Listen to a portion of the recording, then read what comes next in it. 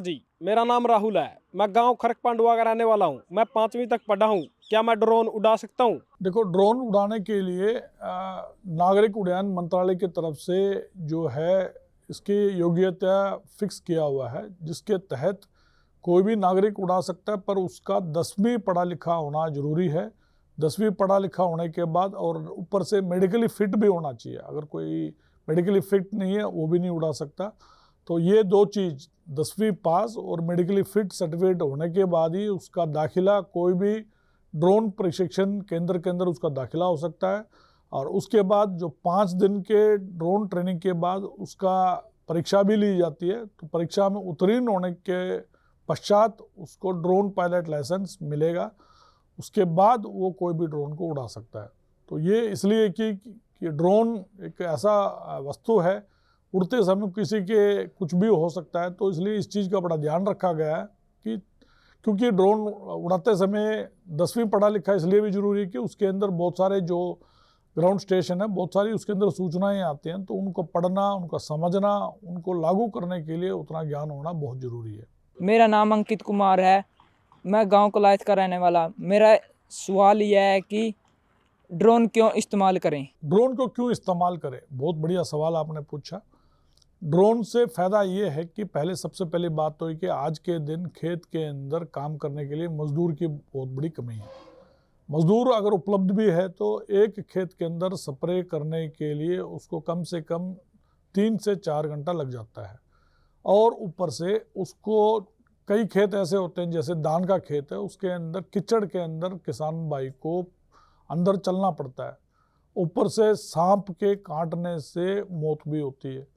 जो हाथ के द्वारा जो दवाई छिड़कता है तो उसके दवाई के सूंघने से भी कई बार बेहोशी हो जाती है। अधिक सूंघने से कई बार मृत्यु भी होती है। सांप के काटने से, दवाई के सूंघने से और जटिल कार्य के इस टाइप का जो कीचड़ के अंदर काम करने के लिए किसान भाइयों को अभी तक कोई विकल्प नहीं था। पर जब ड्रोन के द्वारा ये सब आप काम करेंगे तो एक खेत के किनारे पे आप खड़ा करके बहुत ही 8 से 10 मिनट के अंदर तुरंत आप स्प्रे कर सकते हो। ना सांप के काटने से डर और ना ही दवाई का सूंघने का डर। तो ये जो है एक उन्नत कृषि मशीनरी है और विदेश के अंदर बहुत पहले से ये इस्तेमाल हो रहा है। आज हमारे भारतवर्ष के अंदर भी ये धीरे धीरे इस्तेमाल होने लगा। तो मुझे पूरी विश्वास है आने वाले समय के अंदर ये जो ड्रोन है हर खेत के अंदर ड्रोन को उड़ता हुआ नज़र आएगा। और ये इसको उड़ाने के लिए जैसे मैंने बताया कि 10वीं पढ़ा लिखा जरूर होना चाहिए, ट्रेनिंग लेना जरूरी है, पर इतना कठिन भी नहीं है। तो ये बहुत आसानी के साथ कोई भी सीख सकता है। नमस्कार, मेरा नाम राहुल है। मैं कोलायत का रहने वाला हूं। मेरा सवाल यह है कि मेरा ड्रोन फ्लाई करते करते अचानक से अनबैलेंस हो जा रहा है, तो क्या करें? जी, ड्रोन फ्लाई करते टाइम अनबैलेंस का मतलब ये है कि आपका कुछ ना कुछ पूरा जो बैलेंसिंग जो है उसमें कुछ गड़बड़ हो गया है, या तो कोई पंखड़ी उसके अंदर टूट गई है।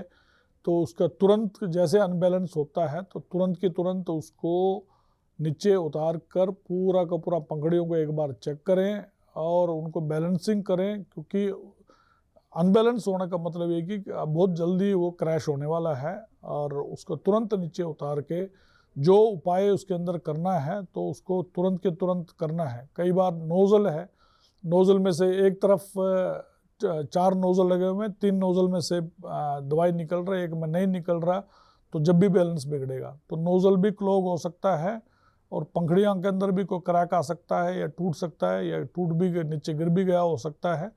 तो ये तमाम कारण हो सकते हैं। तो तुरंत उसको उतार के और जो भी रिपेयर और मेंटेनेंस करना है तुरंत करना चाहिए। नमस्कार जी, मेरा नाम सौरव कुमार है। मैं उत्तर प्रदेश हाथरस डिस्ट्रिक्ट का रहने वाला हूं। मेरा सवाल यह है कि मेरे पास ड्रोन की 12,000 AMH की बैटरी है, वही लगाएं या दूसरी कैपेसिटी की लगाएं? नहीं, देखो, बैटरी का जो डिज़ाइन होता है ना, ड्रोन की एक खास बात होती है कि जिस बैटरी को उठा के उड़ने के लिए वो बनाया गया उसी बैटरी को इस्तेमाल करना चाहिए।